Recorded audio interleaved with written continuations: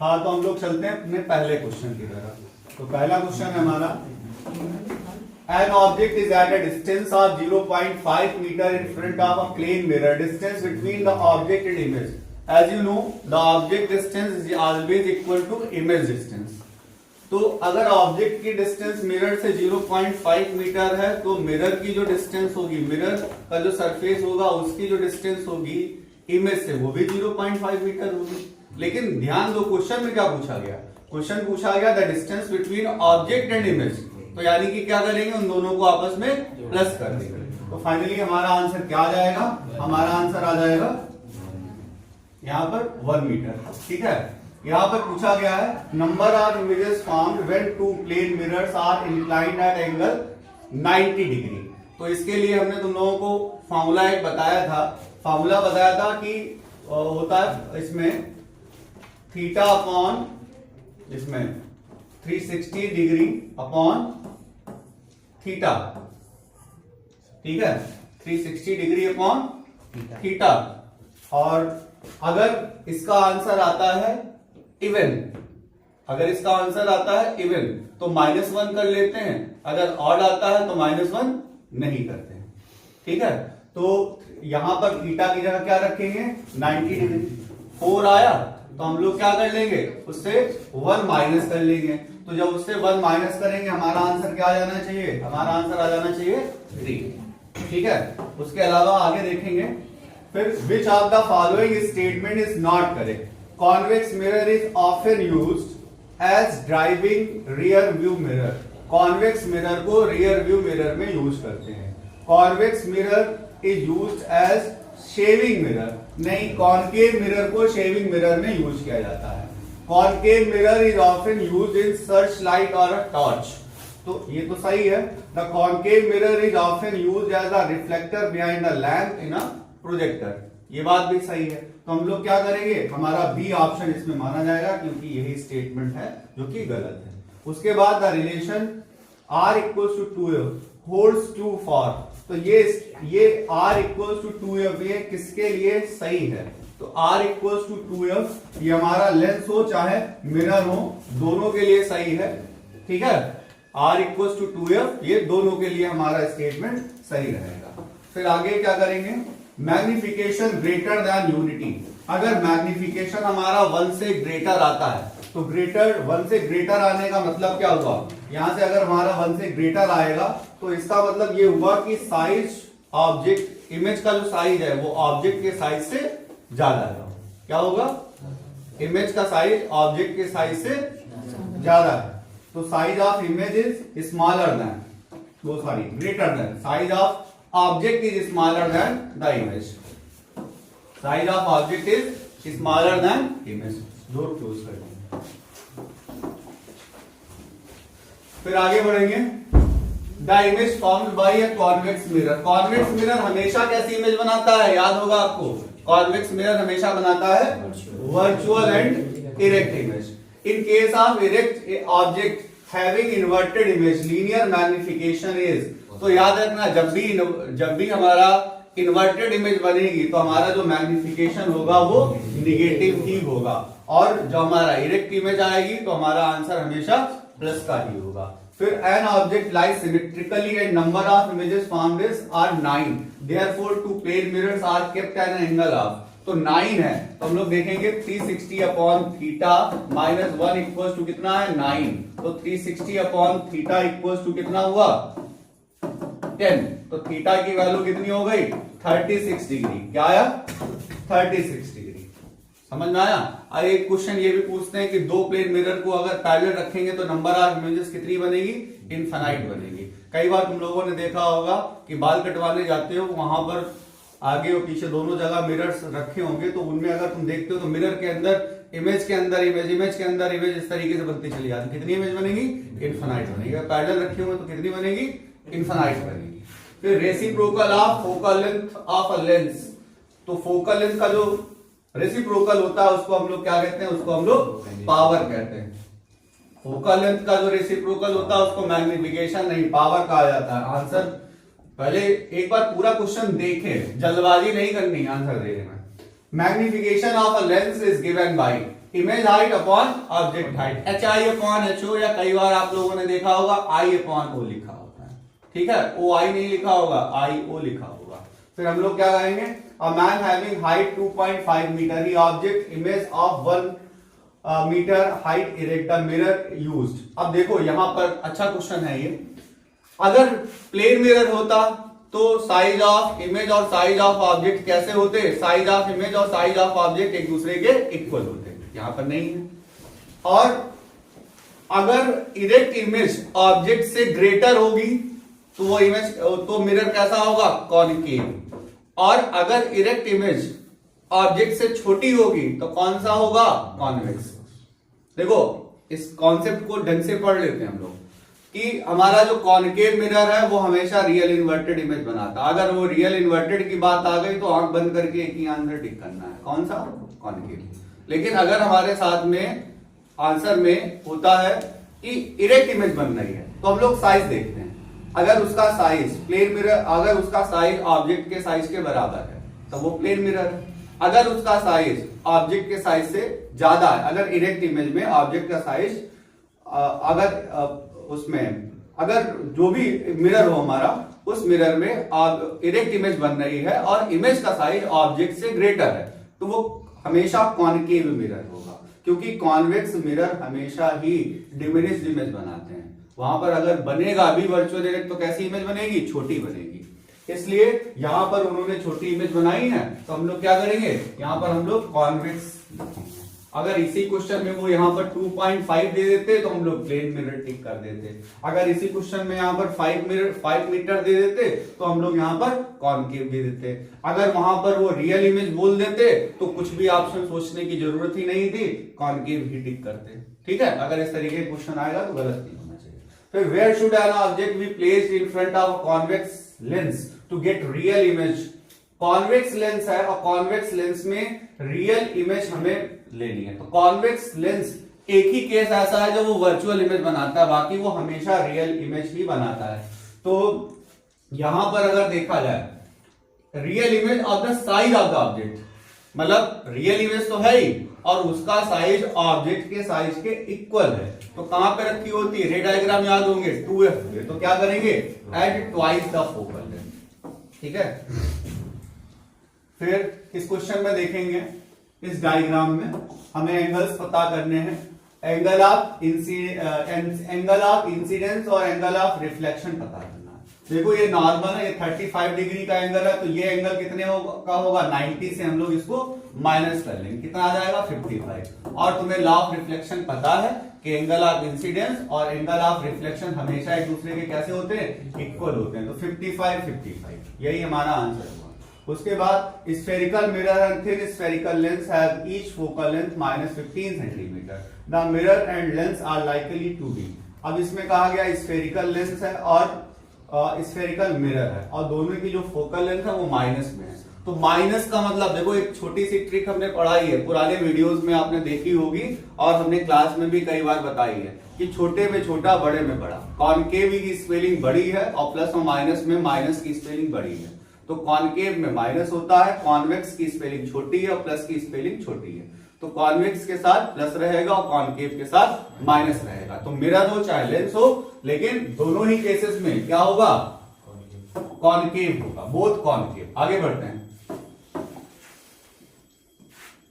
Which of the following lenses would you prefer to use while reading small letters found in a dictionary? तो small letters हैं, अब small letters हैं यानी कि हमें उन्हें मैग्नीफाई करना है। अब सोचो, क्या तुम कोई ऐसा लेंस यूज करना चाहोगे जो इन्वर्टेड इमेज बना दे? नहीं ना भाई, जो लेटर लिखा है उस लेटर को ही पढ़ना है, बस मैग्नीफाई करना है। तो जो सिंपल माइक्रोस्कोप होता है वहां पर लगा होता है कॉन्वेक्स लेंस। अगर हम लोग कॉनकेव का यूज करेंगे तो क्या हो जाएगा, कॉनकेव का यूज हो जाएगा कि वो इन्वर्टेड इमेज भी बना सकता है। तो कॉनकेव का तो यूज नहीं करना है। हम लोग क्या करेंगे, हम लोग यहां पर कॉन्वेक्स लेंस का यूज करेंगे। और इसमें एक चीज को याद रखेंगे, इस सिंपल माइक्रोस्कोप का प्रिंसिपल ये है कि ऑब्जेक्ट को फोकस किसमें, फोकस और ऑप्टिकल सेंटर के बीच में होना चाहिए। कॉनकेव लेंस में एक प्रॉब्लम थी, कॉनकेव लेंस क्या करता था, वो इमेज तो वर्चुअल इरेक्ट बनाता है लेकिन स्मॉलर इन साइज, यानी कि जो हम देख रहे हैं उसको छोटा कर देता है। और जो कॉन्वेक्स लेंस है वो रियल इन्वर्टेड तो बनाता है लेकिन वो वर्चुअल इरेक्ट भी बनाता है। और कब बनाता है? जब ऑब्जेक्ट को कहां रखते हैं? Between focus and optical centre. आप लोगों के ज्योमेट्री बॉक्स में कई बार वो सिंपल माइक्रोस्कोप दिखला होगा और उसमें तुमने देखा होगा कि ऐसे नॉर्मली अगर देखते हैं तो हर चीज ब्लड नजर आती, कुछ क्लियर नहीं नजर आता था, लेकिन जैसे ही ऑब्जेक्ट के बहुत ज्यादा पास ले आते तो फिर वो ऑब्जेक्ट वहां पर मैग्नीफाई होकर क्लियरली नजर आने लगता है। क्यों? क्योंकि सिंपल माइक्रोस्कोप में क्या लगा होता है? Convex lens. और वो वर्चुअल इरेक्ट इमेज कब बनाता है? जब ऑब्जेक्ट फोकस और ऑप्टिकल सेंटर के बीच में होता है। तो इसलिए बहुत क्लियर, बहुत पास ले जाना पड़ता है वो। तो हम लोग क्या करेंगे? कॉन्वेक्स लेंस कौन सा? तो याद रखना जिसकी फोकल लेंथ कैसी होनी चाहिए? जिसकी फोकल लेंथ हमारे पास में जैसे 5 सेंटीमीटर है या 50 सेंटीमीटर। याद रखना, देखो जिस लेंस की फोकल लेंथ कम होगी उसकी पावर ज्यादा होगी, फोकल लेंथ कम होगी तो पावर ज्यादा होगी। तो हमें बस ज्यादा पावर वाला कॉन्वेक्स लेंस यूज कर लेना है। क्या? Convex lens of focal length. फिर an object is situated at a distance of f(2) from a convex lens of focal length f, distance of image will be. अब देखो यहां पर खुद देखना है कि यहां पर हमारा जो लेंस था वो कौन सा था? कॉन्वेक्स। फोकल लेंथ कितनी थी? ऑब्जेक्ट कहां पे रखा है? अच्छा आप बताएंगे यहां पर जो इमेज बनेगी वो same side of the object बनेगी कि नहीं बनेगी? किधर बनेगी? Same side of the object. और जब same side of the object image बनती है तो उसका साइन कैसा होता है? नेगेटिव। बहुत सारे बच्चे इस क्वेश्चन को लगाने के लिए क्या करेंगे? कैलकुलेशन का यूज करेंगे। वो 1/f equals to 1/v minus 1/u लगाएंगे, वो u की वैल्यू रखेंगे, f की वैल्यू रखेंगे, v की वैल्यू निकालेंगे। तुम्हें ऐसा कुछ करना ही नहीं है, तुम्हें तो कॉन्सेप्ट पता है। कॉन्सेप्ट में क्या कहा गया कि ऑब्जेक्ट को कहां पर रखा गया? f(2), यानी कि कहां रखा गया? ऑप्टिकल सेंटर और फोकस के बीच में, यानी कि वर्चुअल इरेक्ट इमेज बनेगी same side of the object. जब वर्चुअल इरेक्ट इमेज बनेगी same side of the object तो ऑब्जेक्ट की साइन कैसा होता है? निगेटिव। तो यानी कि इमेज डिस्टेंस का भी साइन कैसा हुआ? निगेटिव। बस क्लियर? क्वेश्चन लगाने की कोई जरूरत ही नहीं है यहाँ पे। बस ऐसे क्वेश्चंस जो है वहां पर कुछ बच्चों का टाइम ले सकते हैं, लेकिन जिन बच्चों ने प्रैक्टिस करी होगी उनका टाइम नहीं जाना है। फिर an object is placed 60 centimetre in front of a concave mirror, the real image of formed at 30 centimetre in front of the mirror.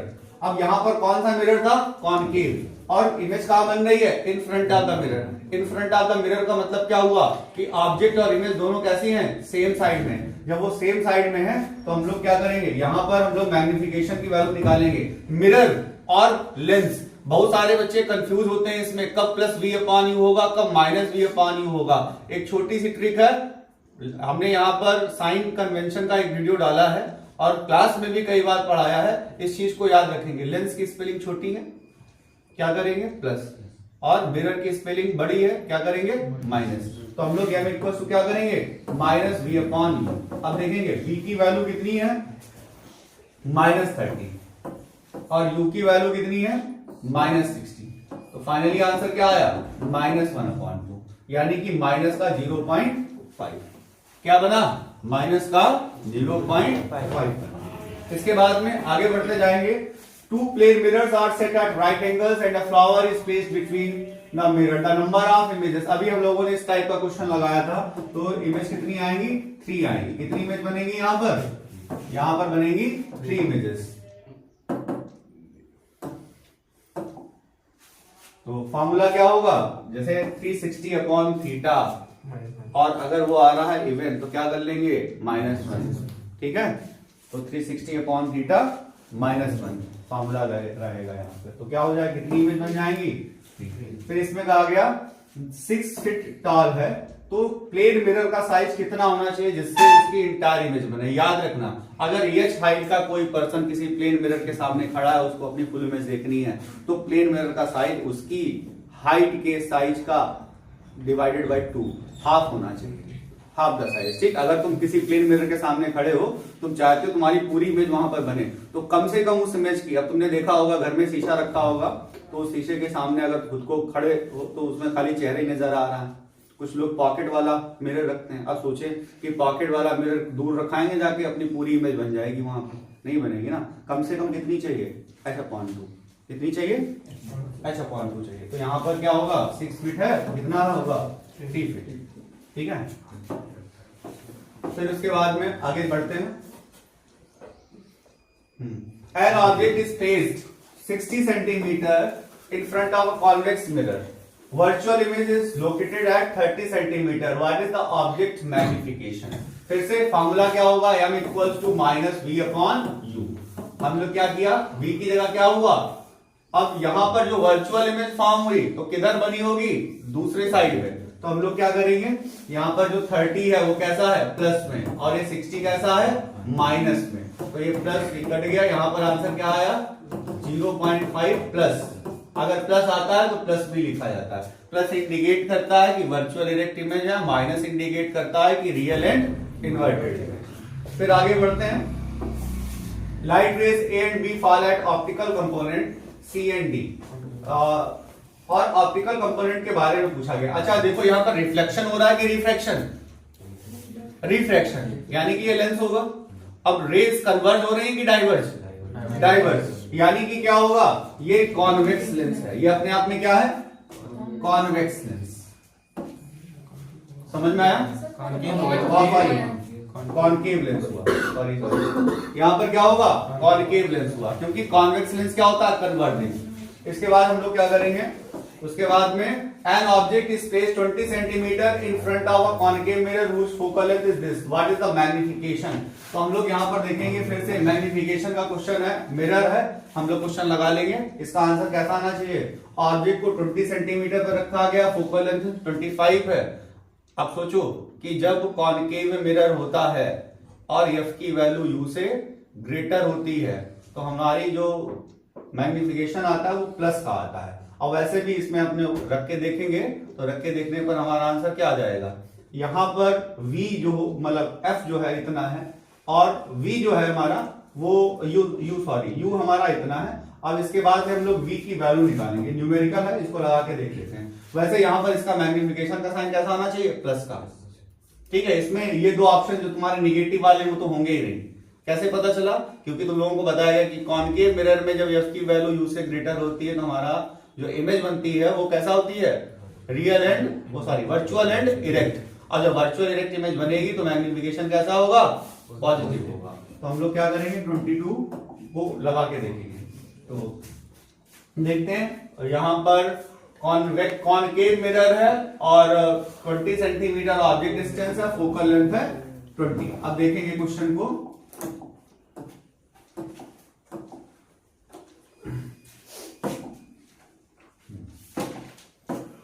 देखते हैं।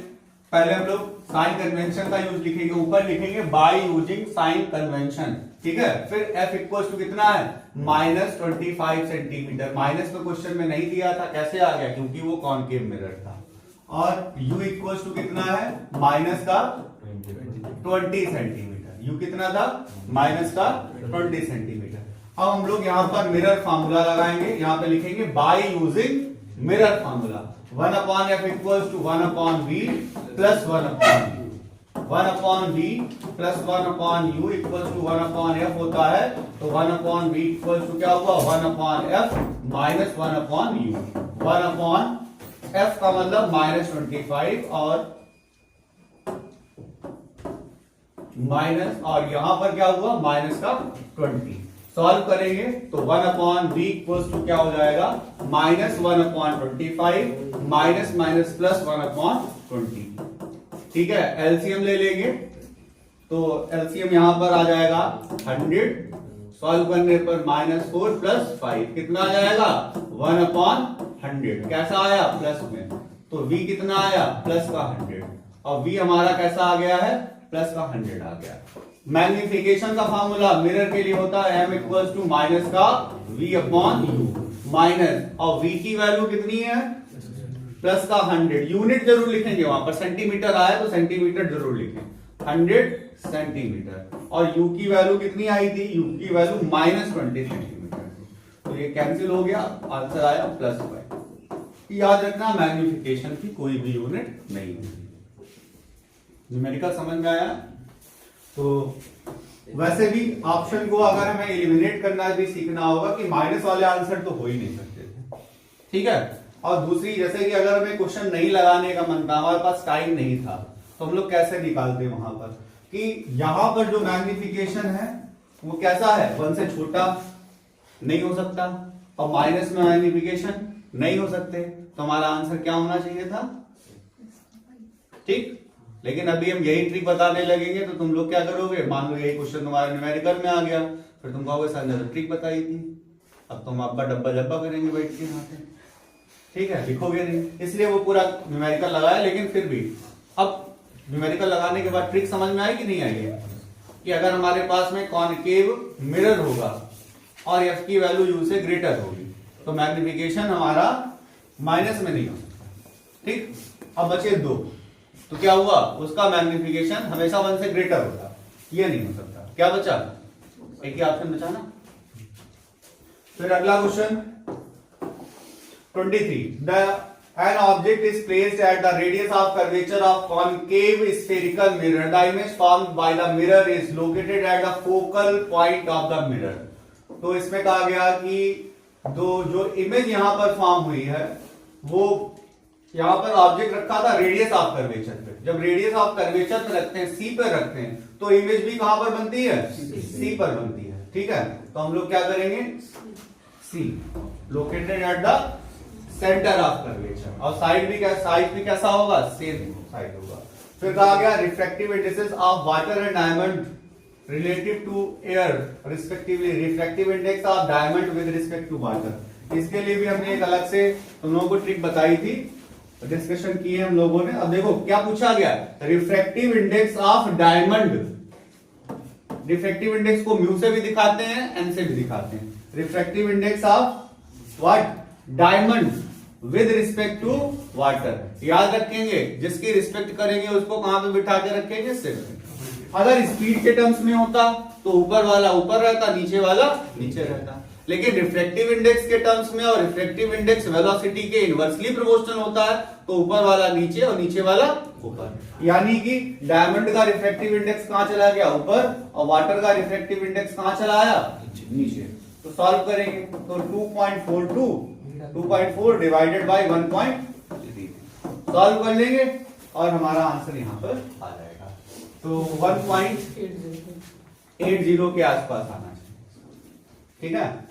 फिर इसमें कहा गया अगला question, there is an equiconvex lens of focal length 20 centimetre if the lens is cut into 2 parts perpendicular to the principal axis, the focal length of the each part will be. याद रखना, focal length उनकी कैसी हो जाएगी, focal length उनकी double हो जाती है, ठीक है। फोकल लेंथ कैसी हो जाती है, डबल। हालांकि ये क्लास 12th में ज्यादा आता है, लेकिन अब पूछ दिया गया तो हम बता देते हैं। देखो ये हमारा इक्विकॉन्वेक्स लेंस है। अब उस क्वेश्चन में कहा गया कि इस इक्विकॉन्वेक्स लेंस में उन्होंने क्या किया, यहां पर से उन्होंने ये जो प्रिंसिपल एक्सिस थी इसके परपेंडिकुलर हमने इसको कट कर दिया, यानी कि हमारे पास में सिर्फ इतना पार्ट बचा है। अब सिर्फ इतने पार्ट में इसकी फोकल लेंथ पे क्या फर्क पड़ा होगा। अच्छा अब सोचो, अगर तुम्हें फिजिक्स का वो फार्मूला जो हम लोग जिसको लेंस मेकर फार्मूला कहते हैं, 1/f equals to m - 1/r1 - 1/r2, class 12th में फार्मूला ये, इससे हमारा कोई लेना देना नहीं है, हमें अपने कॉन्सेप्ट के बिहाफ पे देखना है। सोचो लेंस का एक पार्ट हमने इधर से निकाल के दिखा हटा दिया तो उसकी पावर पे क्या फर्क पड़ा, कैसी हुई उसकी पावर।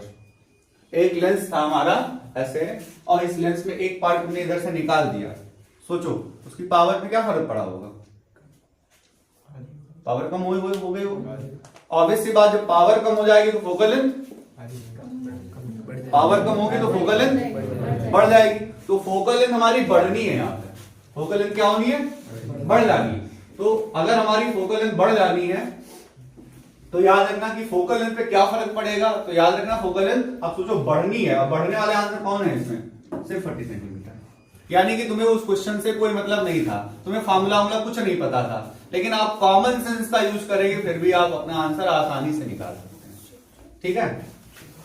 अगर वो तो लगा सकते हैं कॉमन सेंस, ठीक है। उसके बाद में an object is placed 20 centimeter in front of a concave mirror whose focal length is this, what is the image located।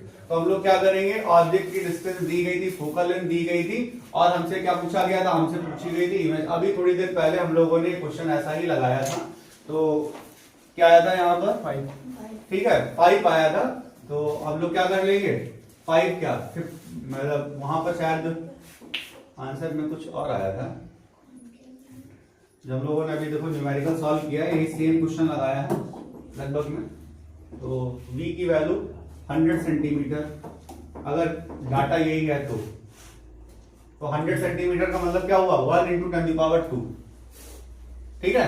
ये आंसर आएगा हमारा behind the mirror. Behind the mirror क्यों, क्योंकि f की वैल्यू u से greater है, और जब f की वैल्यू u से ग्रेटर है तो इमेज कहां बनेगी, बिहाइंड द मिरर। तो दो ऑप्शन तो तुम्हारे ऐसे गायब हो गए, मतलब ये वाला फ्रंट ऑफ द मिरर वाले तो दोनों में ऐसे गायब हो गए। बचा क्या यहाँ पर 1 × 10⁻² centimetre behind the mirror. 100 centimetre आया था, 100 सेंटीमीटर को यही कहते हैं, क्योंकि वैल्यूज हमारी यही थी उस न्यूमेरिकल में, ठीक है कर लेना।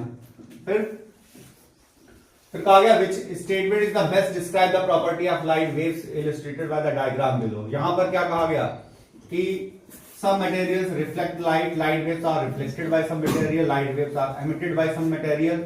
तो यहां पर इस डायग्राम में हमें क्या कहा गया, इस डायग्राम में कौन सा फेनोमेना हमको एक्सप्लेन किया गया, रिफ्रैक्शन का किया गया। वैसे तो लाइट ये सब करती है, एब्जॉर्ब लाइट एब्जॉर्ब भी होती है, रिफ्लेक्ट भी होती है, रिफ्लेक्ट भी होती है। यहां पर क्या हो रहा है, रिफ्रैक्शन हो रहा है, ठीक है। तो सी ऑप्शन रहेगा।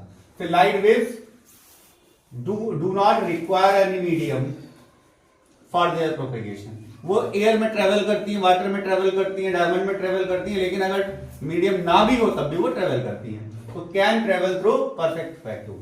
तो क्या होगा 28 का क्या हो जाएगा, डी ऑप्शन हो जाएगा। 29 what are the factors that determine the angle of deviation in a prism. तो एंगल ऑफ डेविएशन किस पे डिपेंड करता है, तो एंगल ऑफ डेविएशन इन सारे फैक्टर्स पे डिपेंड करता है। एंगल ऑफ डेविएशन इन सारे फैक्टर्स पे डिपेंड करता है। तो क्यों, क्योंकि कल हमने एक तुम लोगों का फॉर्मूला बताया था, del plus A equals to I plus E. तो यानी कि एंगल ऑफ प्रिज्म पर डिपेंड कर रहा है, एंगल ऑफ इंसिडेंस पे डिपेंड कर रहा है, एंगल ऑफ इमर्जेंस पे डिपेंड कर रहा है। तो इन दो पे तो डिपेंड कर ही रहा है। अब दो पे डिपेंड कर रहा है तो वेवलेंथ पे भी डिपेंड करता है, क्योंकि वेव्योर में हम लोग देखते हैं ऊपर नीचे की पोजीशन। तो अब यहां पर क्या हो गया, all of the above sign लगा। फिर morning is not so hot in the mid days sun because. तो हम लोग ये क्या कहेंगे कि मॉर्निंग में अगर हम लोगों को देखा जाए तो जैसे गर्मी के टाइम पर भी सुबह तब भी हल्की सी ठंडी होगी, दोपहर बढ़ते बढ़ते वहां पर गर्मी बढ़ जाती है। क्यों, क्योंकि जो सन की जो पोजीशन है वो क्या होती है, वो लॉन्गर डिस्टेंस पे होती है। मॉर्निंग में और इवनिंग के टाइम पर सन अपनी किस मैक्सिमम डिस्टेंस पे होता है। कहां पे होता है, मैक्सिमम डिस्टेंस पे। क्या यहाँ तो ये तो नहीं लिखने वाले थे इट्स अ गॉड गिफ्ट, ये लिखने वाले होंगे शायद। हालांकि गॉड गिफ्ट तो है ही भाई, दिया है सर, लेकिन हमें साइंस के हिसाब से देखना है, ठीक है। तो साइंस के हिसाब से हमारा आंसर क्या होना चाहिए, ठीक है, कि सन अपने मैक्सिमम डिस्टेंस पे होता है। अच्छा, यहाँ पर हमको एक अजीब सा डायग्राम दिया गया, इसमें कहा गया कि हमारे पास ये जो लेंस है इसमें दो अलग अलग ट्रांसपेरेंट मटेरियल है, और इसकी एक्सिस पे हमको अगर यहां पर ऑब्जेक्ट रखा जाए तो कितने सारे यहां पर इमेजेस बनेंगे। तो अब देखो यहां पर अगर दो अलग अलग ट्रांसपेरेंट मीडियम थे तो वहां पर कितनी इमेजेस बननी चाहिए, तो नहीं, यहां पर इन्फिनाइट इमेजेस बनेंगी।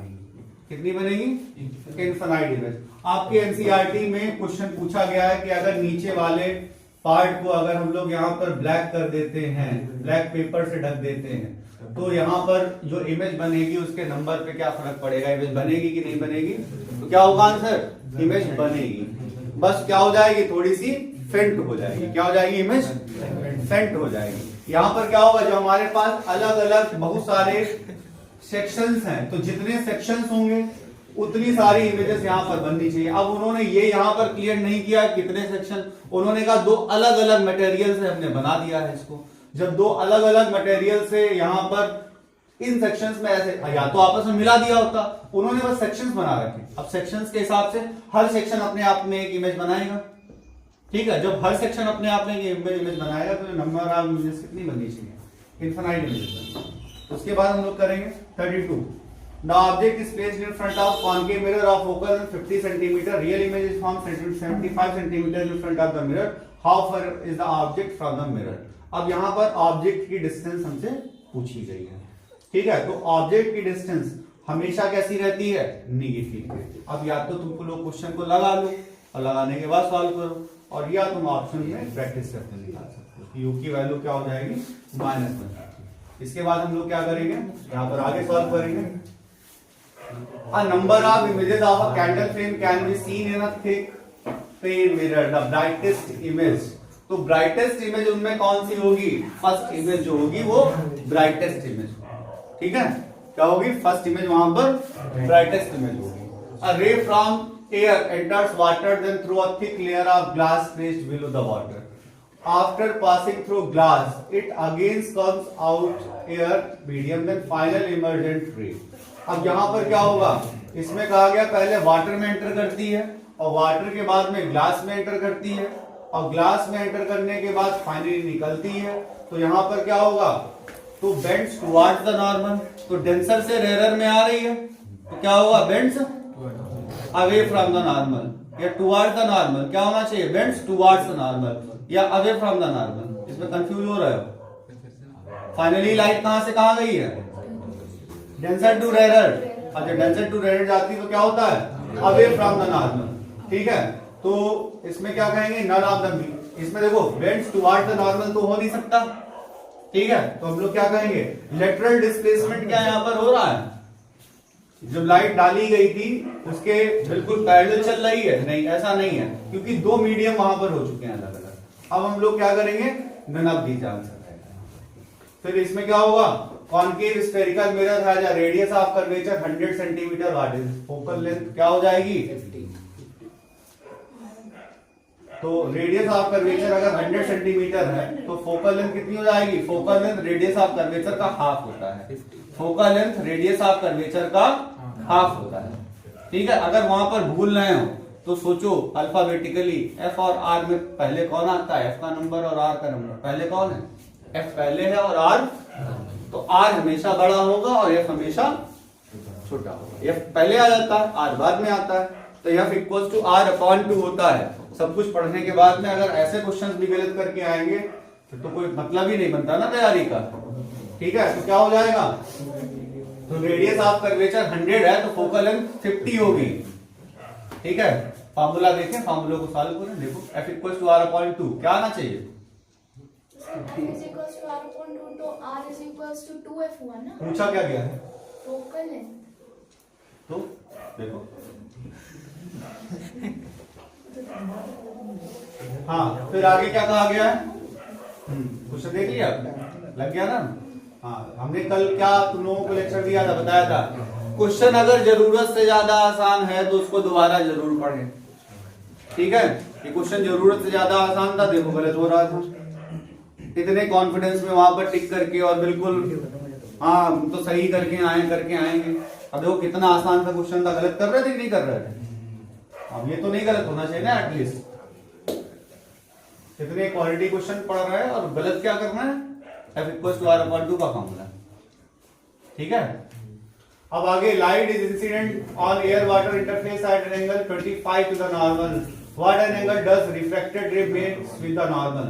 अब देखो इसमें क्या पूछा गया, इनमें कौन सा ऑप्शन हो सकता है, ये कहा गया एयर वाटर इंटरफेस पर पड़ी, एयर से आ रही थी, यानी कि लाइट कहां से कहां जा रही है,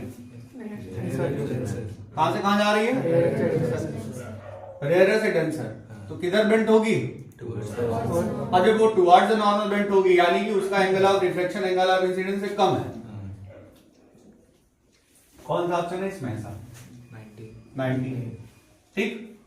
वहां पर कैलकुलेशन करने लगेंगे कुछ बच्चे, मान लो यहाँ पर कुछ रिफ्रैक्टिव इंडेक्स दे दिया जाता है, वो कंफ्यूजन मतलब बच्चे कैलकुलेट करने लगते हैं उसको, वो क्वेश्चन घुमाने के कॉन्सेप्ट, इसमें जितने भी क्वेश्चन हम तुम्हें कर रहे हैं उसमें क्या है, तुम्हारा कॉन्सेप्ट पूछा जा रहा है तुमसे कि तुमने पढ़ा क्या है सही से।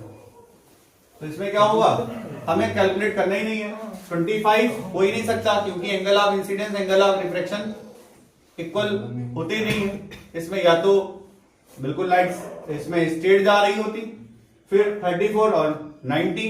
अब 34 कब होगा, और ये भी याद रखना ये तुम्हारा एंगल ऑफ, अभी हमने बोला ना कि angle of incidence angle of refraction equal हो जाते हैं जब दोनों की वैल्यू क्या होगी, अगर वो किसी ऐसे मीडियम में जा रहे होंगे जिसका रिफ्रैक्टिव इंडेक्स कितना होगा, जिसका रिफ्रैक्टिव इंडेक्स 1 हो, ठीक है, तो वहां पर sine i equal to sine r हो जाएगा, आई की वैल्यू आर के बराबर हो जाएगी, ठीक है, यानी कि n इक्वल टू 1 एयर में या वैक्यूम में।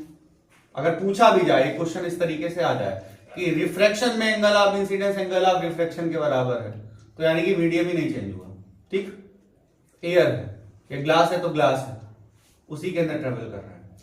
तो खैर अब क्वेश्चन पे वापस आते हैं, उन्होंने क्या कहा, अब एयर वाटर इंटरफेस था, एयर से वाटर में जा रही थी, जब एयर से वाटर में जा रही है तो क्या करेंगे, रेयर से डेंसर है, टुवर्ड्स द नॉर्मल होगा, यानी कि less than angle of incidence होगा। कितने ऑप्शन है ऐसे, एक ऑप्शन क्या हो जाएगा 19। If the speed of light in medium first and medium second are these, then the refractive index of first medium with respect to second medium.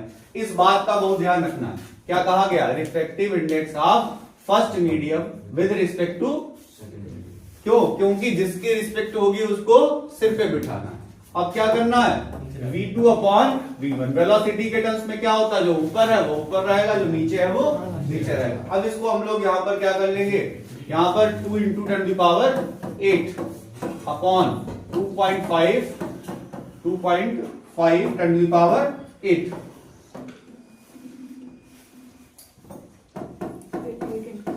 अब यहां पर हम लोग इसको कैंसिल कर लेंगे, और कैंसिल करने के बाद में इसकी वैल्यू कितनी होनी चाहिए, 2 upon 2.5, option number B. Under what condition does a diverging lens, what are diverging lenses, diverging lenses क्या होते हैं, कॉनकेव लेंसेज।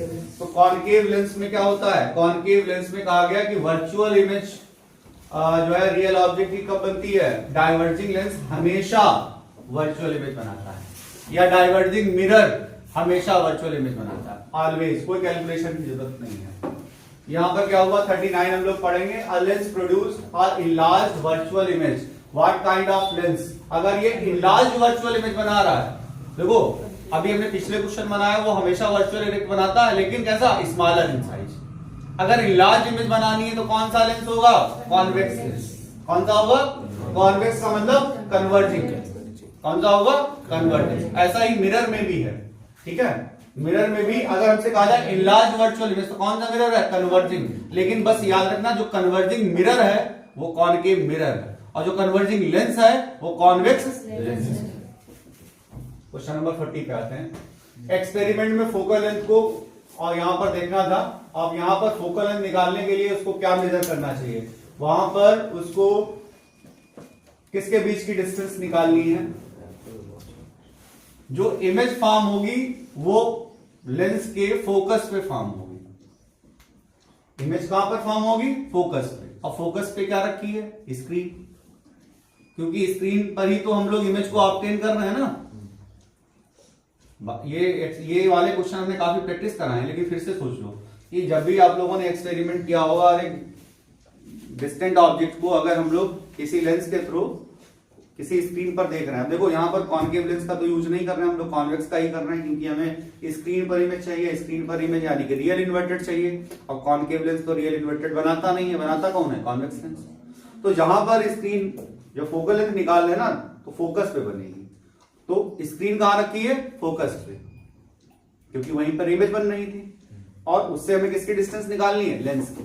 तो distance between screen and lens, तो क्या हो जाएगा, लेंस एंड स्क्रीन ओनली, ठीक है, क्योंकि विंडो है या ट्री है वो उस लेंस की कंपैरेटिवली देखा जाए उनकी डिस्टेंस कैसी हो जाएगी, इनफाइनाइट। इनफाइनाइट का मतलब हमेशा स्पेस नहीं होता है, इनफाइनाइट का मतलब होता है जब वैल्यू एक लिमिटेड वैल्यू से कई ज्यादा गुना ज्यादा हो जाती है, कई ज्यादा गुना बड़ी हो जाती है, तो उसको हम लोग कहते हैं इनफाइनाइट पे।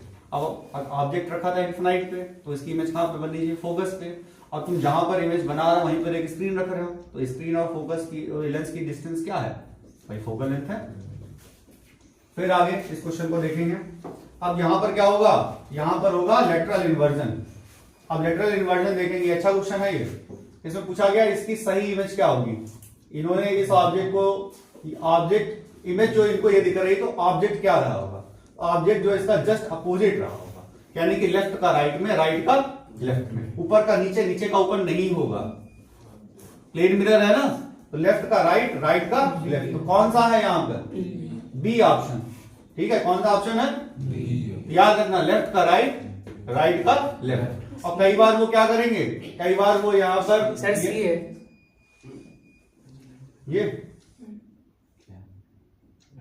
क्यों, ये इधर की तरफ जा रहा है। हाँ, ऐसे, तो जब उसकी इमेज बनेगी तो वहां कैसे बनेगा? उधर नहीं है। हाँ तो भाई, तो क्या होना चाहिए, ये इधर की तरफ था, तो जब उसको ऑब्जेक्ट इधर रखा होगा इधर की तरफ, यहाँ पर तो क्या सेम हो गया ना। इसलिए यही चीज हम आपसे कह रहे हैं कि यहाँ पर क्या कर सकते हैं, वो यहाँ पर वो कई बार ऐसा करेंगे, जैसे उन्होंने सन बनाया यहाँ पर और सन रेज बनाई, ऑब्जेक्ट में वो क्या करेंगे, सन बना देंगे, 2-4 रेज कम कर देंगे, और इतने में ही क्वेश्चन पूछ लेंगे कि वो सही है कि गलत है। ठीक है, कुछ भी चेंज नहीं होगा, बस लेफ्ट का राइट, राइट का लेफ्ट। और अगर ऑब्जेक्ट हमारा यहां पर ऐसे है तो वहां कैसे बनेगा, ऐसे। ठीक है, यही लेटरल डिस्प्लेसमेंट होता है। फिर भी अगर दिक्कत हो तो क्या करना, वॉच पहन के जाओगे नॉर्मल वाली, उसका शीशा ऐसे रख के देख लेना, इमेज बन जाएगी। फिर भी अगर ना समझ में आए तो क्या करोगे, इसको ऐसे कलर करके, ऐसे मतलब इसका पेंसिल खूब बना के, जैसे कि क्लास में बैठ के आंखें बनाते रहते हो ना पेन पे, या स्माइली बनाते रहते हो, वैसे इसको डार्क करके उल्टा इधर छाप देगा, पता चल जाएगा क्या बनेगा। ठीक है, हालांकि बोर्ड के पेपर में बहुत ज्यादा कुछ पेपर पे किया नहीं आता है, लेकिन जब पेपर जमा होने वाला होता तो सब कुछ चलता है। ठीक है, तो पड़ोसी के ऐसे करके झांक भी लेते हैं, पड़ोसी को बता भी देते हैं, लेकिन सही नहीं, वो तुझे आगे नहीं निकल जाएगा फिर। हाँ, तुम भी अपने पड़ोसी पे बिल्कुल भरोसा मत करना। वो देखो, तुम अपने कभी क्लास में देखा होगा तुम लोगों ने, अपने पड़ोसी से अगर तुमने पूछा होगा कि ये वाला क्वेश्चन भाई बता दो, कहेगा बस यही नहीं आता, बाकी पूरा पेपर आता है। ये बताओ लाइफ में होगा कि नहीं होगा? और तुमने जो पूछा होगा उसमें उन्होंने कहा होगा बस हमको यही नहीं आता है, बाकी तुम अगर फार्मूला बता दो लगा हम देंगे, क्योंकि हम आइंस्टीन के पास से आए हैं, लेकिन बस फार्मूला ही हम बोलना है। कुल मिला के उसने क्वेश्चन किया होगा, तुमको नहीं बताएगा, इसलिए पड़ोसी के भरोसे नहीं जाना, अपने आप पढ़ के आना। 32. On the basis of experiment to trace the path of a ray of light passing through a rectangular glass slab, 4 students arrived the following interpretations. अब यहाँ पर देखना है, तो यहाँ पर अगर हम लोग ग्लास स्लैब का देखेंगे तो याद रखना, जो इमर्जेंट रे होगी वो इंसिडेंट रे के कैसे होगी, पैरेलल होगी, और एंगल ऑफ इंसिडेंस जो होगा वो एंगल ऑफ इमर्जेंस के क्या होगा, इक्वल होगा। क्या होना चाहिए, एंगल ऑफ इंसिडेंस और एंगल ऑफ इमर्जेंस कैसे होंगे, इक्वल होंगे। तो अब यहां पर कौन सा स्टेटमेंट, इसमें करेक्ट इंटरप्रिटेशन कौन था, सी। ठीक है, थर्ड वाला स्टेटमेंट यहां पर सही है, बाकी सारे गलत है। क्यों, आई और आर इसमें कैसे होते हैं, इक्वल होते हैं, तभी लाइन कैसी होती है, पैरेलल होती है। ठीक है, ई की वैल्यू और आई की वैल्यू दोनों ही R1 और R2 से कैसी होती हैं, ग्रेटर होती है। R1 R2 हमेशा कैसे होते हैं, इक्वल होते हैं। फिर लाइट वेव्स कैसी होती है, इलेक्ट्रोमैग्नेटिक वेव्स। फिर इसमें क्या क्या हो गया, इसमें कहा गया virtual image of object of same size. Virtual image बन रही है, और कैसी बन रही है, सेम साइज की। ऐसा तो भाई प्लेन मिरर में ही हो सकता है, प्लेन मिरर ही +1 मैग्निफिकेशन प्रोड्यूस कर सकता है और कोई नहीं। उसके बाद में 2 प्लेन मिरर्स इंक्लाइंड, इसमें कहा गया 5 इमेजेस बना रहे हैं। जो 5 इमेजेस बना रहे हैं तो एंगल ऑफ इंक्लिनेशन क्या होगा, तो 5 इमेज बना रहे हैं तो क्या हो जाएगा, 60। ठीक है, फिर कहा गया ब्राइट क्रॉस मार्क है किसी व्हाइट पेपर पे, और व्हाइट पेपर रखा गया किसी ग्लास स्लैब पे जो कि 30 सेंटीमीटर थी। और अगर इस इमेज को हम लोग देखते हैं और ऊपर सरफेस पर यहां पर 1.5 था, तो हमें वो कितना नजर आएगा, तो याद रखना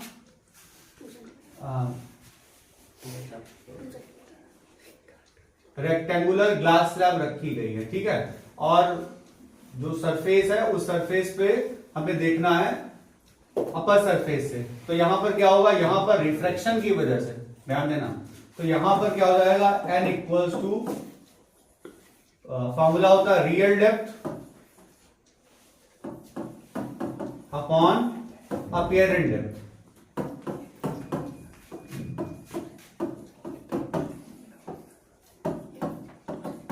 तो n इक्वल्स टू क्या हो जाएगा, h अपॉन a। एक की वैल्यू क्या हो जाएगी h अपॉन एन। h कितना था 3, n कितना है 1.5। सॉल्व करेंगे कितना जाएगा 2 सेंटीमीटर। याद रखना। अच्छा ये चीज और वहां पर तुम भूल सकते हो कि अपीरेंट ऊपर जाएगा या रियल ऊपर जाएगा। फॉर्मूलों को कॉन्सेप्ट में कैसे लाते हैं, रटा कुछ नहीं जाता है क्योंकि रट नहीं सकते हैं।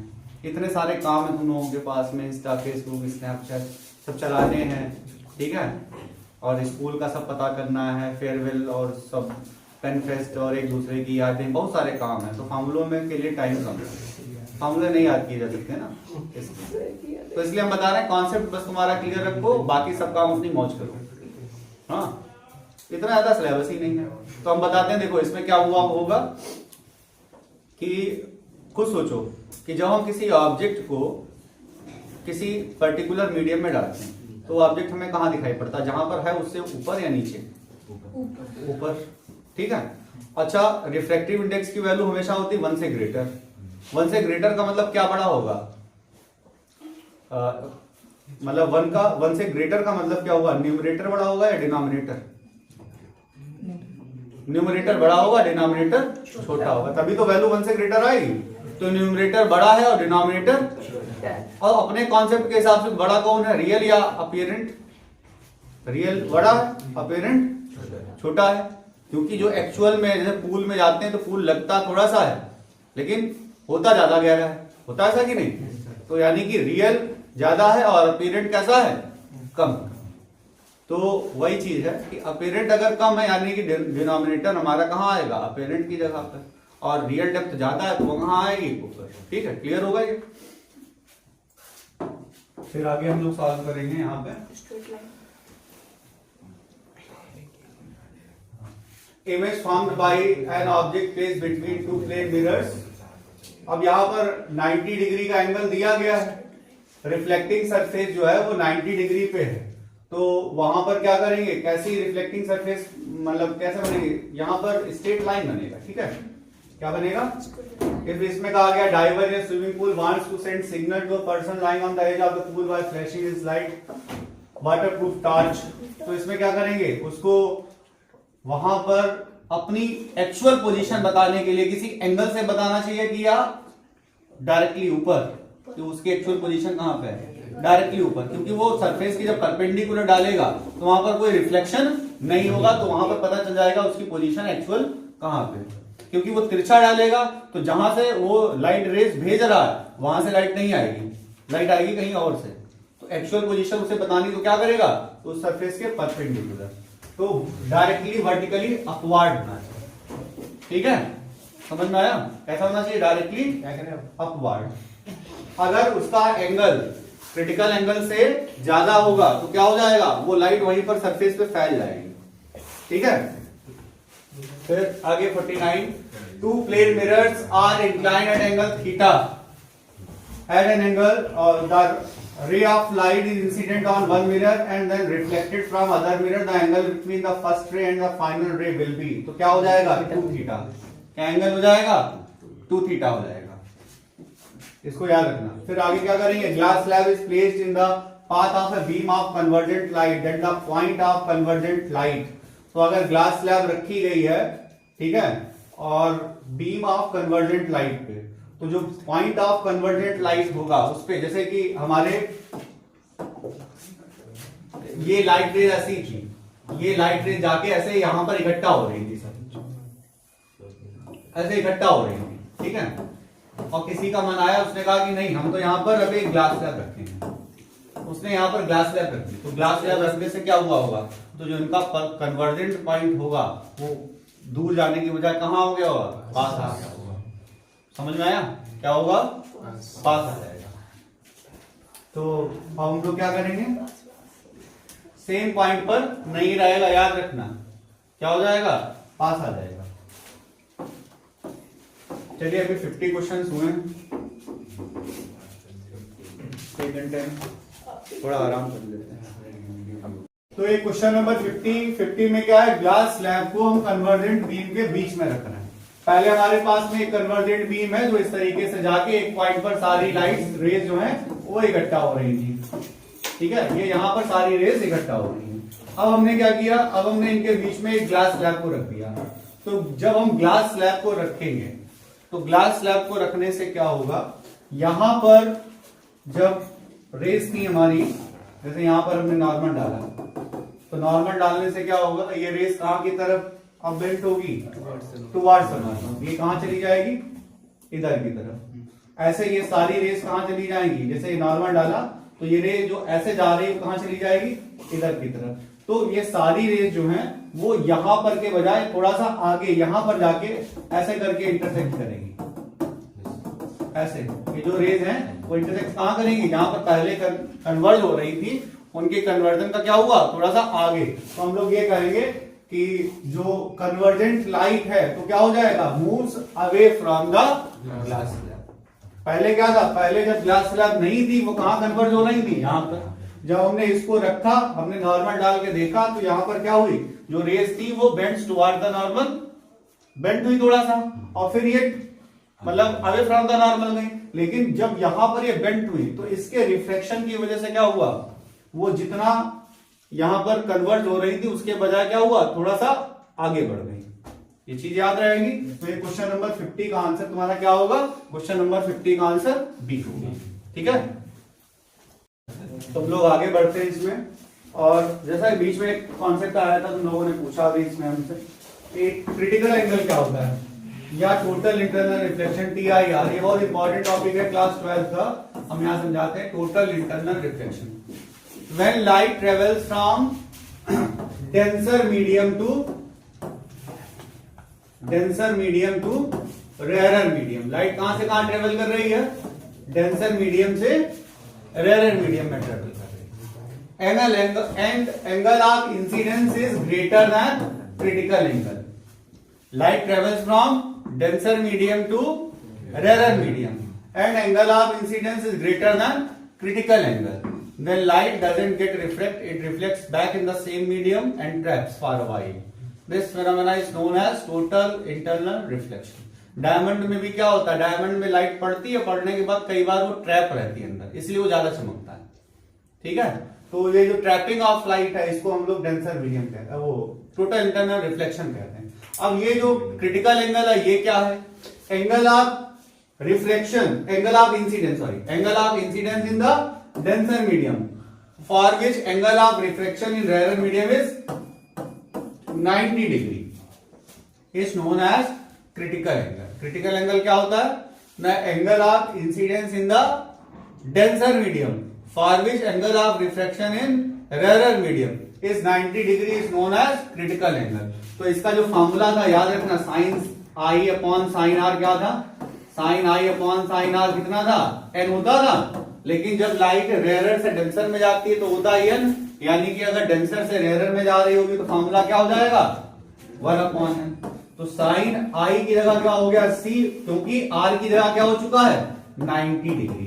तो साइन सी की वैल्यू क्या हो जाती है, sine C equals to 1 upon N. यानी कि जिनमें रिफ्लेक्टिव इंडेक्स ज्यादा होता है उनमें टोटल इंटरनल रिफ्लेक्शन होने का फेनोमेना भी ज्यादा होता है। डायमंड में बहुत होता, क्यों, क्योंकि डायमंड का रिफ्लेक्टिव इंडेक्स कैसा है, ज्यादा। तो उसके लिए साइन सी की वैल्यू कैसी होगी, कम। जब सी की वैल्यू कम होगी तो प्रोबेबिलिटी ज्यादा होगी कि एंगल ऑफ इंसिडेंस हमेशा ज्यादा ही रहे। तो जब तक एंगल ऑफ इंसिडेंस ज्यादा रहेगा तब तक वो उसके अंदर ट्रैप रहेगा। समझ में आ गया कॉन्सेप्ट ये? हालांकि ये हायर क्लास का है लेकिन कई बार वो पूछ देते हैं इस टाइप के क्वेश्चंस। फिर हम लोग चलते हैं 51 पे।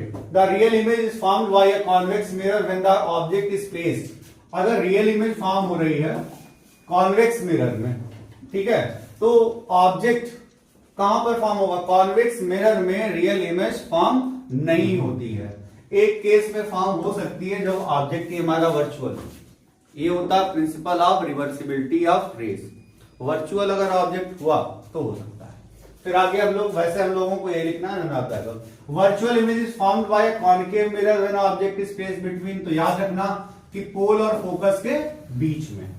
उसके बाद में केलाइडोस्कोप, केलाइडोस्कोप में कौन से मिरर यूज किए जाते हैं, प्लेन मिरर। आप लोगों ने क्लास में देखा होगा एक इक्विट्रेंगुलर फॉर्म में एक मतलब बिल्कुल यहां पर एंगल बनाते हुए, जैसे एक सरफेस लिया उस पर ऐसे करके प्लेन मिरर रखा, दूसरी साइड में एक प्लेन मिरर रखा, बाइंड कर दिया, उसके बीच में एक ऑब्जेक्ट रखा, तो वहां पर मल्टीपल इमेजेस फॉर्म हो रही होंगी। तो ये कैलाइडोस्कोप है, किससे बनता है? प्लेन मिरर से।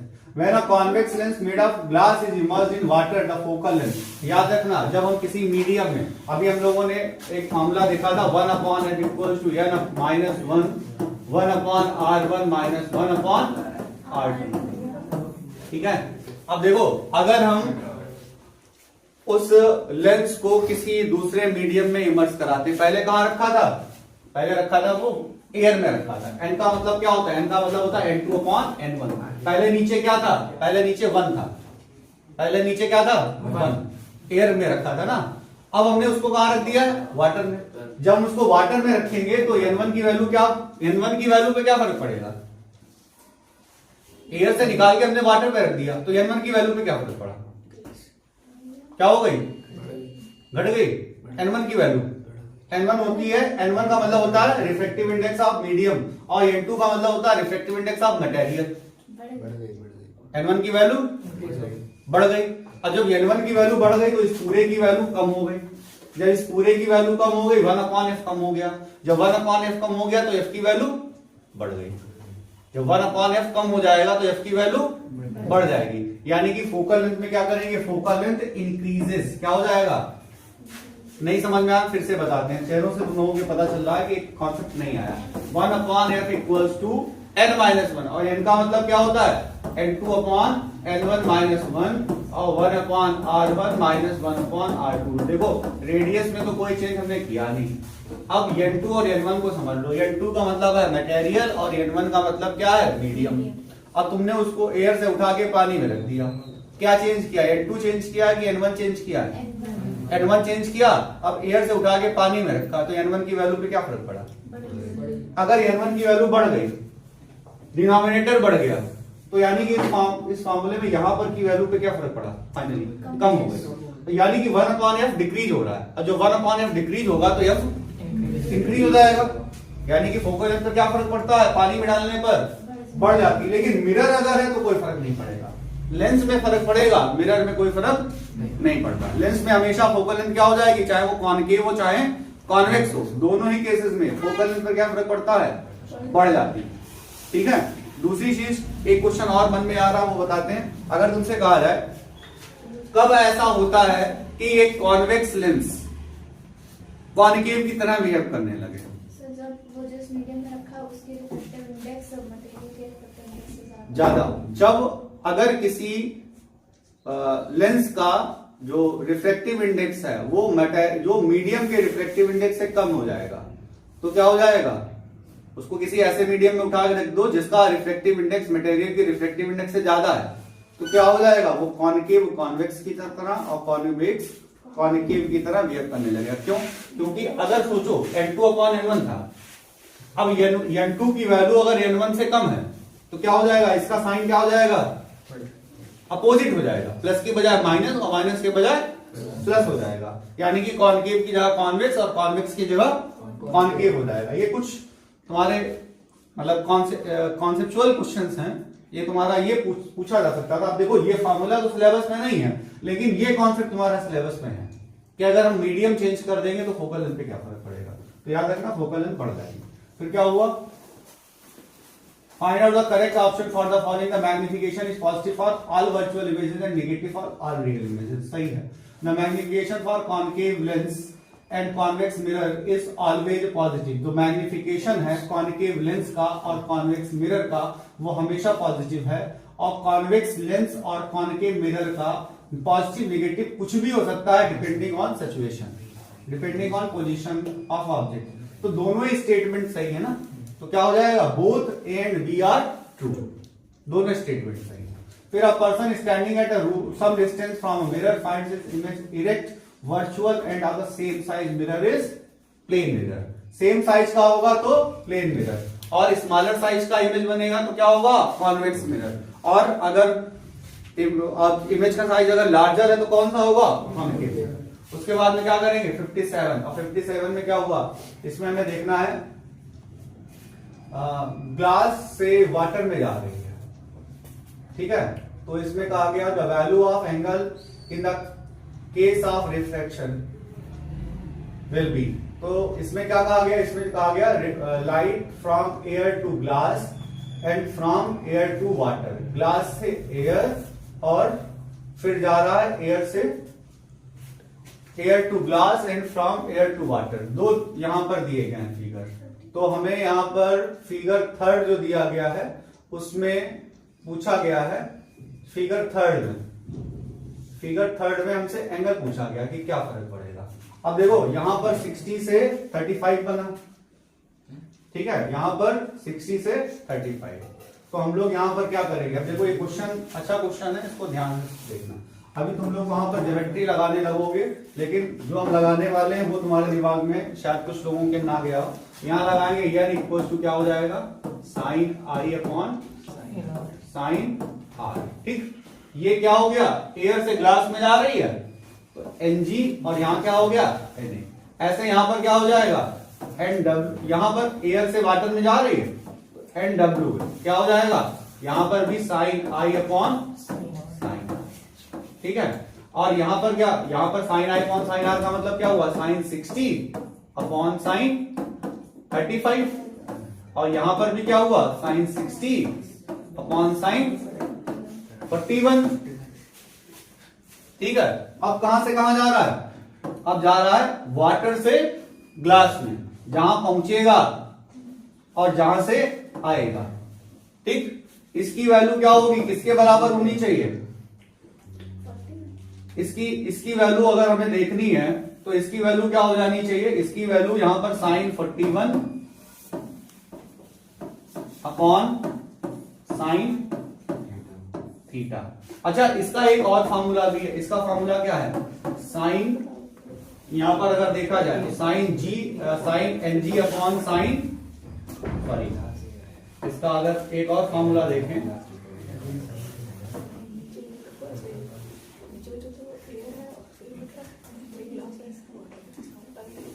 अगर हम लोग यहां पर देखें refractive index of glass with respect to water, तो हमें क्या लिखना चाहिए, इसका लिखना चाहिए ये किसके इक्वल है, ये यहां पर glass with respect to water.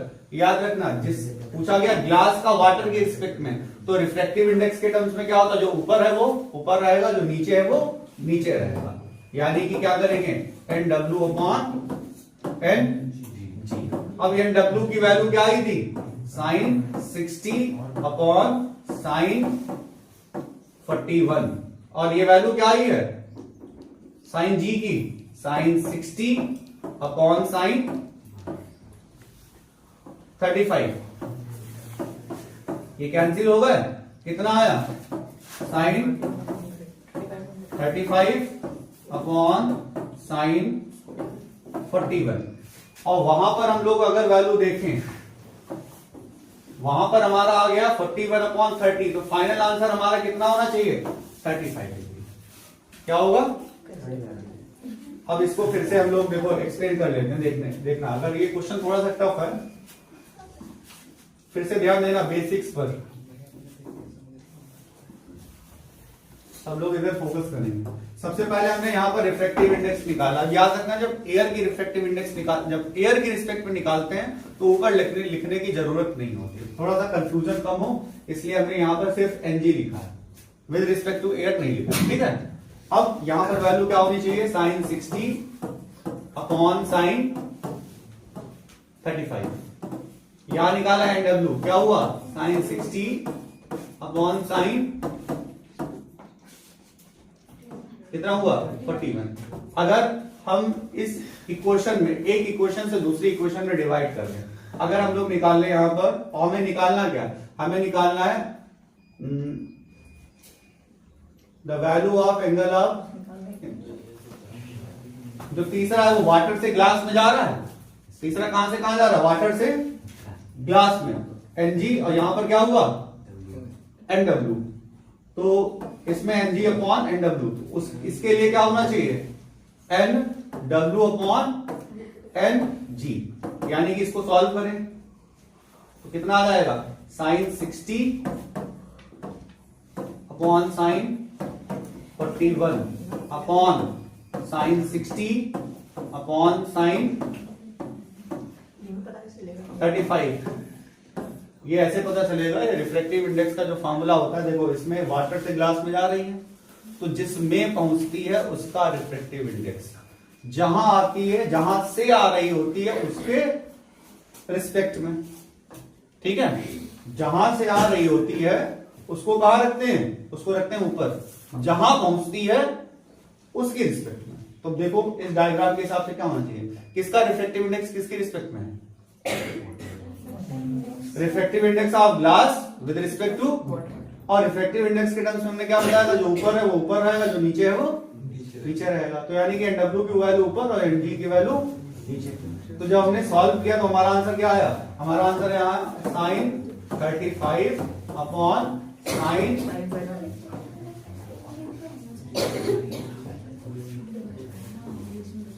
ठीक है, इतना आया।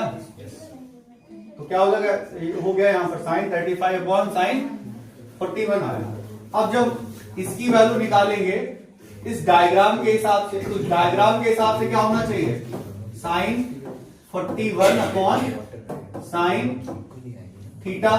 तो साइन थीटा कितना आया, साइन थीटा होगा फिर साइन स्क्वायर 41 अपॉन साइन 35। वैसे ऐसा कोई ऑप्शन आ नहीं रहा इसमें। सर, हाँ सर वहाँ पर NG ऊपर आना चाहिए ना, रिफ्रैक्टिव इंडेक्स के टर्म में तो ग्लास का ऊपर आएगा ना, तो हाँ, स्पीड के टर्म्स में स्पीड के टर्म्स में क्या होता है, स्पीड के टर्म्स में जो ऊपर रहता है वो ऊपर और जो नीचे होता है वो नीचे। लेकिन जब हम लोग इसकी वैल्यू निकालेंगे तब क्या हो जाएगा, ये तुमने चलो करेक्ट किया। देखो ये टफ क्वेश्चन जो है वो सही कर लेती है, जो इजी क्वेश्चन है रेडियस ऑफ और उसका वो गलत कर देती है। तो क्या हो जाएगा NG और यहाँ पर क्या हो जाएगा NW। अब हम लोग यहाँ पर क्या लिखेंगे, यहाँ पे लिखेंगे 45 और यहाँ पर क्या लिखेंगे 30। थोड़ी सी मिस्टेक हो रही थी, इसको करेक्ट कर लेते हैं। अब हमारा फाइनल आंसर यहाँ पर क्या आ गया, साइन 41 और यहाँ पर क्या आ गया साइन 35।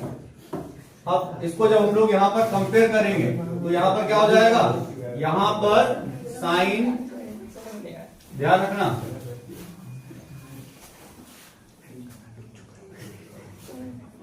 अगर रिटर्न में आया तो ये क्वेश्चन ऐसे ही लगाया जाएगा, ठीक है।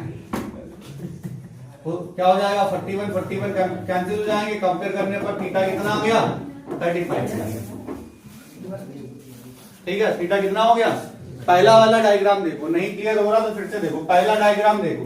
तो पहले डायग्राम में किसका रिफ्लेक्टिव इंडेक्स है, ग्लास का कि एयर का, तो ग्लास का कैसे निकालेंगे, साइन आई अपॉन साइन आई। दूसरे डायग्राम में किसका है, वाटर का, क्या निकालेंगे साइन 60 अपॉन साइन 41 आया। अब हमें फाइनली यहां पर इस वाले तीसरे डायग्राम से डिसाइड करो किसका किसकी रिस्पेक्ट में निकालना है। सर ये हमें लगा आप पहले ग्लास लेते हैं फिर दूसरे में वाटर रहता है। देखो पहले में यहाँ इसको पढ़ो, पहले डायग्राम में क्या लिखा होगा ग्लास, दूसरे डायग्राम में पढ़ो एयर कहां पर पहुंची, वाटर, जिसमें पहुंच रही होगी उसका निकालना है, ठीक है ना। तुम वो ऊपर नीचे के हिसाब से देख रहे हो ना, तुम ये देखो लाइट पहुंच कहां रही है, इसमें लाइट पहुंच कहां रही है, कहां पर पहुंच रही है ग्लास में, तो ग्लास का निकाल। यहां कहां लाइट पहुंच रही है, वाटर, तो वाटर का निकाला। अब हमने क्या किया, यहां कहां से कहां पहुंच रही है, ग्लास में कहां से आ रही है, तो किसका निकालना है, ग्लास का, किसकी रिस्पेक्ट में निकालना है, तो क्या लिखेंगे NG NW। और जैसा कि जो इसने करेक्शन किया था, क्या करेंगे, जो नीचे था उसको ऊपर लिखेंगे, जो ऊपर है वो रिफ्लेक्टिव इंडेक्स के टर्म्स में ये रहता है, वेलोसिटी के टर्म्स में जो ऊपर है वो ऊपर रहेगा, जो नीचे है वो नीचे रहेगा। अब हमने वैल्यूज पुटअप की तो कितना आ गया। अच्छा डायग्राम के हिसाब से क्या होना चाहिए, डायग्राम के हिसाब से यहां पर साइन 41 अपॉन साइन थीटा होना चाहिए। कंपेयर कर लो, थीटा कितना हो गया 45, ठीक है, समझ में आया। अच्छा वैसे देखो यहां देखो 60 से कितना हुआ 35, यहाँ 60 से कितना हुआ 41, तो 41 है तो यहां पर अपने आप क्या हो जाएगा 35 बिना लगाए। और ये क्या है, अगर मान लो ये क्वेश्चन लगाने को आया तब ऐसे लगाया जाएगा। फिर focal length of plane mirror कितनी होती है, प्लेन मिरर की फोकल लेंथ इंफिनिटी। फिर rays from sun convergence at a point 15 centimetre from the concave mirror, where should an object be placed so that the size of image equal to the size of object। तो कहां पर, अब इसका मतलब 15 centimetre पर अगर convert होती है तो फोकल लेंथ है 15, तो 2f की वो c की वैल्यू कितनी हो गई, रेडियस ऑफ कर्वेचर कितना हुआ 30, तो सेम साइज तो वहीं पे बनेगा, तो 30 आंसर हो गया। कॉन्वेक्स मिरर कहां पर यूज होता है, रियर व्यू मिरर में। इसमें कहा गया है in a concave mirror when object is situated at the principal focus the image is form, कहां पर फॉर्म होगी, कॉनकेव मिरर, तो क्या होगा, less than infinity, lies at infinity, तो क्या होगा, लाइज एट इन्फिनिटी। तो नहीं, इसमें object situated at the principal focus, object अगर प्रिंसिपल फोकस था तो रियल इन्वर्टेड भी होगी, उसका साइज भी इनफाइनाइट होगा, इन्फिनिटी पर बनेगी, तो इसका सही आंसर क्या होना चाहिए, ऑल ऑफ दिस। फिर क्या हुआ 62, for an object at infinity the concave mirror produces an image as its focus will be, तो अगर इन्फिनिटी पे रखा तो इमेज कैसी होगी, रियल एंड पॉइंट साइज। अगर इनफाइनाइट पे था तो इमेज कहां पे बनती है, फोकस पे। फिर हम लोग क्या करेंगे, inverted image can be seen in a convex mirror. Convex mirror में अगर हमें इन्वर्टेड इमेज बनानी है तो क्या करना चाहिए, अंडर नो सर्कमस्टांसेस, अभी फिलहाल हमें क्या लिखना है, अंडर नो सर्कमस्टांसेस वो इन्वर्टेड इमेज नहीं बनाता। या तो हम ऑब्जेक्ट को इन्वर्ट रखें, इन्वर्ट का मतलब ही यहाँ पर ऑब्जेक्ट को उल्टा कर देना है, तो वो नहीं होगा उसमें। फिर in order to get a diminished virtual image the object can be placed anywhere in front of, अगर वर्चुअल इमेज और डिमिनिश चाहिए, कौन सा है, convex mirror. Full length image of distant tall building can be definitely be seen by using, अगर बहुत बड़ी building है उसको हमें देखना है छोटी सी जगह पे, कौन सा मिरर यूज करोगे, कौन सा मिरर यूज करोगे, कौन सा, क्योंकि ज्यादा लाइट, मतलब हमें जो मिरर अपना लेना है वो छोटा मिरर है और चाहिए पूरा इमेज, कौन सा, कॉन्वेक्स होगा। क्योंकि अगर हमें फुल इमेज चाहिए, प्लेन मिरर का यूज करते हो तो बिल्डिंग की आधी ऊंचाई का हमें मिरर बनाना पड़ेगा, जो कि काफी टिपिकल काम होगा, ठीक है, तो उसका यूज नहीं करना है। और कॉनकेव मिरर में भी उसको बहुत ज्यादा पास में लाना पड़ेगा तो इमेज पूरी दिखेगी नहीं वहां पे। अगर फुल इमेज चाहिए तो रियल मतलब लार्ज फील्ड ऑफ व्यू, तो किस में दिखाई पड़ेगा, कॉन्वेक्स में। देखो अब ये इजी क्वेश्चन जो है वो गलत मत करना। फिर आगे क्या करना है, फिर the concave mirror are used in, concave mirror किस में यूज होते हैं, सब में, रिफ्लेक्टिंग टेलीस्कोप में भी, मैजिक लैंटर्न्स में भी, और सिनेमा प्रोजेक्टर, सब जगह पर इसका यूज होता है। 67, which of the following statement is true, convex lens has 4 diopter power having a focal length 0.25 metre. अच्छा, अब इसमें कहा गया कि अगर हमारे पास लेंस कैसा है, कॉन्वेक्स, अब कॉन्वेक्स है तो फोकल लेंथ कैसी होनी चाहिए, कॉन्वेक्स लेंस है तो अगर फोकल लेंथ होगी उसकी तो उसकी पावर कैसी होनी चाहिए, प्लस में, 0.25 है तो +4 डायोप्टर होगा, क्या होगा, A। फिर आगे क्वेश्चन देखेंगे, virtual erect and magnified image of an object is to be produced with a concave mirror of focal length 12 centimetre, which of the following object distance would be chosen for this purpose. तो अब इसमें क्या होगा कि इसमें virtual erect magnified image बन जाएगा, concave mirror, focal length कितनी थी, 12, तो ऑब्जेक्ट डिस्टेंस क्या होनी चाहिए, 12 से कम होनी चाहिए, ऑब्जेक्ट डिस्टेंस क्या होनी चाहिए, 12 से कम, तो क्या आंसर हुआ, 10। फिर 10 मिलीमीटर ऑब्जेक्ट जो है और ऑल पिन है, और 5 मिलीमीटर लॉन्ग इमेज है, रखी है कहां पर, 30 पे, फोकल लेंथ हमें यहां पर निकालनी है। तो हम लोग यहां पर देखेंगे मैग्निफिकेशन कितना है, देखो यहां पर ये कॉनकेव मिरर है, मैग्निफिकेशन पहले निकालेंगे, कितना आ गया, 1/4, 1 से छोटा आ रहा तो माइनस ही होगा, 1 से छोटा है तो माइनस ही होगा। फिर m की वैल्यू क्या होती है मिरर के लिए, -b/, माइनस कैंसिल, v यहां पर क्या आया, u = 2v। फिर इमेज कहां पर फॉर्म हो रही है, 30 पे, तो हम लोग v की जगह क्या रखेंगे, v की जगह रखेंगे 30, लेकिन 30 कैसा, माइनस का 30, क्यों, क्योंकि यहां पर इमेज और ऑब्जेक्ट कहां पर है, सेम साइज में, यहां पर साइन कन्वेंशन में बहुत प्रॉब्लम होगी, हम तो लगा रहे हैं लेकिन तुमको हो सकती है। फिर से एक बार देखेंगे, उन्होंने कहा कि पहले मैग्निफिकेशन देखा तो ऑब्जेक्ट का साइज अगर इमेज का साइज अगर ऑब्जेक्ट के साइज से छोटा है, इमेज का साइज ऑब्जेक्ट के साइज से छोटा है, यानी कि मैग्निफिकेशन क्या हुआ, लेस देन 1। और जब मैग्निफिकेशन लेस देन 1 होता है कॉनकेव मिरर में, तो वो इमेज कैसी बनती है, रियल एंड इन्वर्टेड, यानी कि फाइनली वो क्या होना चाहिए, फाइनली होना चाहिए माइनस में। मैग्निफिकेशन कैसा होना चाहिए, क्या होता है मैग्निफिकेशन का formula, minus we upon U, cancel हो गया तो v equals to u equals to क्या आ गया, 2v आया। अब हमने v की वैल्यू पुटअप की, कितनी है, -30। सॉल्व किया, कितना आया, माइनस। अब माइनस ही क्यों ली, अब यहां पर तो कहीं उन्होंने दिया नहीं था, हमने क्यों ले ली, क्योंकि जब इमेज बन रही है रियल इन्वर्टेड किस मिरर में, कॉनकेव मिरर में, तो कॉनकेव मिरर में अगर v हमारा कैसा बनना है, माइनस बनना। अगर v हमारा माइनस बनना तो हम लोग क्या करेंगे, तो हम लोग ये देखेंगे कि ऑब्जेक्ट और इमेज सेम साइड में है, यानी कि v हमारा नेगेटिव है। और जबकि हमारा v नेगेटिव है तो कितना हो गया, माइनस में, तो u भी हमारा हो गया -60। अब f की वैल्यू निकाली तो 1/f equals to 1/v plus 1/u। Solve करेंगे तो 1/v की जगह -30 और यहाँ पर हो गया माइनस का 60। सॉल्व करेंगे कितना आ गया, 60। यहाँ कितना आ गया, -2, यहाँ आ गया -1, -3/60। कितना आ गया आंसर, f इक्वल्स टू कितना हो गया, -20 सेंटीमीटर। फाइनल आंसर कितना हो गया, -20। फिर शांत हो जाओ। अब यहाँ पर देखेंगे, अब ये थोड़ा वेक्टर का क्वेश्चन है, ठीक है, वेक्टर का क्वेश्चन अभी सिलेबस में है नहीं। हम लोग अब आगे क्वेश्चन देखते हैं। आगे अभी तक हम लोग इस सीरीज में चल रहे हैं, इस सीरीज में हम लोगों को करने हैं लगभग 1200 क्वेश्चंस, ठीक है।